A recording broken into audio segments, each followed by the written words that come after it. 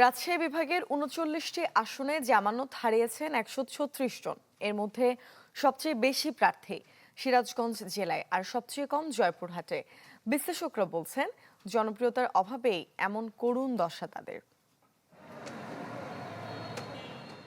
রাজশাহী বিভাগের ৮ জেলায় সংসদীয় আসন ৩৯টি, যেখানে ভোট শেষ হলেও আলোচনায় প্রার্থীদের জামানত হারানো ইস্যু।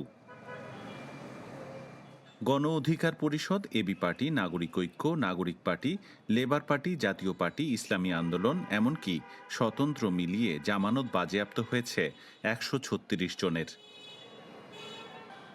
এর মধ্যে সবচেয়ে বেশি প্রার্থী সিরাজগঞ্জে, ৩৯ জনের মধ্যে জামানত বাজেয়াপ্ত হয়েছে ২৭ জনের, আর কম জয়পুরহাটে ৪ জনের।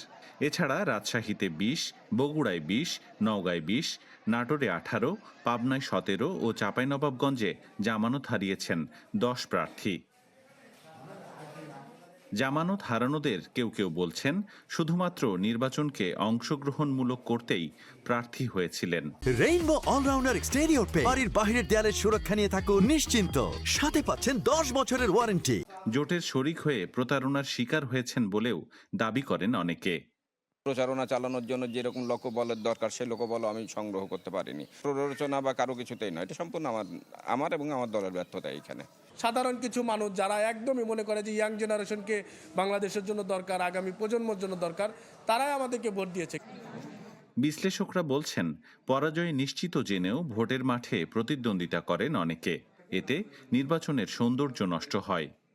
স্বতন্ত্র প্রার্থীদের দেখেন ভোটে অংশগ্রহণকে অনেক বেশি কঠিন করা হয়েছে আরপিওর মাধ্যমে, যেখানে অনেকে আসে না, সেগুলোকে উতরে যারা এসেছিলেন তাদেরকেও আমরা কতটুকু অন্যান্য পার্টি কিংবা প্রশাসন কিংবা জনগণ স্পেস দিচ্ছে সেই বিষয়গুলো কিন্তু আমরা দেখতে পাই না।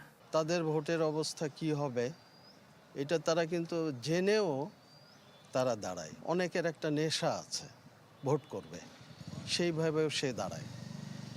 তো এইভাবে যখন দাঁড়ায় তখন ভোটের রেজাল্টে তো জামানত বাজেয়াপ্ত হওয়াটা অত্যন্ত স্বাভাবিক।